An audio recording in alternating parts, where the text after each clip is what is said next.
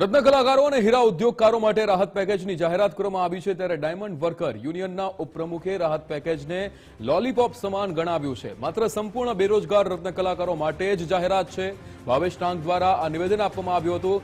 અત્યારે 50% દરે રત્ન કલાકારો કામ કરે છે, તેમના માટે શું? રત્ન કલાકાર કલ્યાણ બોર્ડ રત્નદીપ જ્યોત યોજનાની માંગ ન સ્વીકારાય, બેરોજગાર રત્ન કલાકારોના બાળકોની ફી માટેની જાહેરાત આવકાર્ય છે। ભાવેશ ટાંક દ્વારા નિવેદન આપવામાં આવ્યું।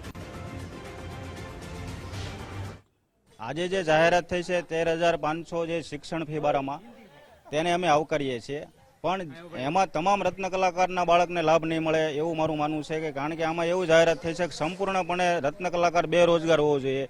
તો અત્યારે 2.5 વર્ષથી જે કન્ટિન્યુ મંદી ચાલી રહી છે તેમાં તમામ રત્ન કલાકારો બેરોજગાર જ છે, કારણ કે તે 50% કામ થઈ ગયા છે। 50% કામ થઈ ગયા, 40,000નું જે કામ કરતો હતો ત્યારે 20,000નું કામ કરે છે।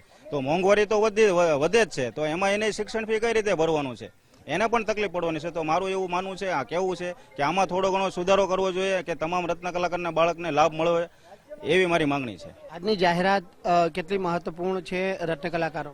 સરકારે જે શિક્ષણ બાબતની જાહેરાત કરી છે એ બાબતે અમે સરકારનો આભાર માનીએ છીએ। ખૂબ સારી જાહેરાત છે, પરંતુ એ જાહેરાતો 2008માં જ્યારે મંદી આવી ત્યારે રત્નદીપ યોજના સરકારે જાહેર કરી હતી, એમાં એવો ક્રાઇટેરિયા નક્કી કરેલો હતો બેરોજગાર રત્ન કલાકારો બાબતે કે એમાં કોઈ રત્ન કલાકારોને ફાયદો જ ન થાય એવી જાહેરાત કરી હતી।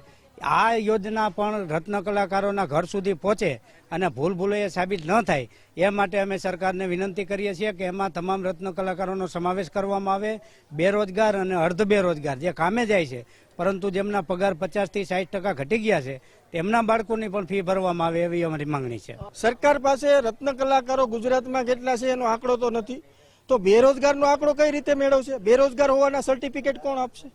સુરત ડાયમંડ એસોસિએશન આપશે, રાજ્ય સરકાર આપશે કે ગૃહમંત્રી આપશે?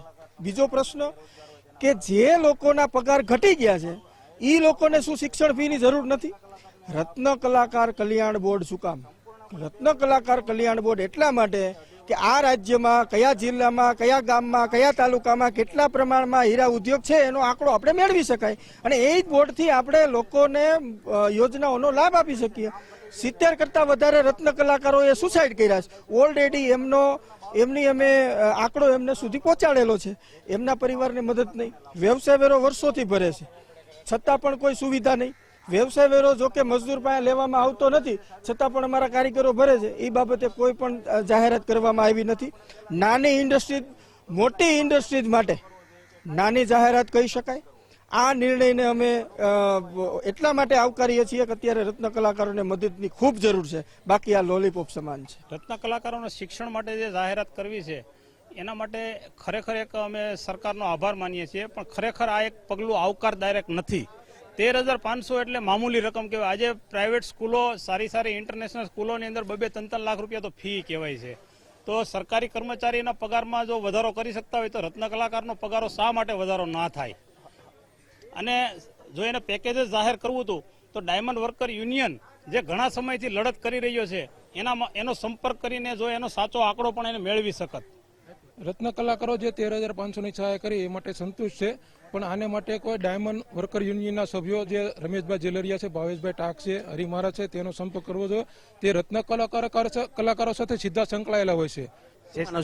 જાહેરાત કરી બહુ સારું વાત કહેવાય, પણ રત્ન કલાકાર માટે કોઈ યોજના છે નહીં। હજી રત્ન કલાકાર યોજના શરૂ કરે, રત્નદીપ યોજના શરૂ કરે, કારીગરોનો પગાર 50% થઈ ગયો છે, 46,000નું કામ કરતા એ 15,000 આવી ગયા છે, તો રત્ન કલાકાર આ સમયમાં મંદી કેમ ભોગવી શકે?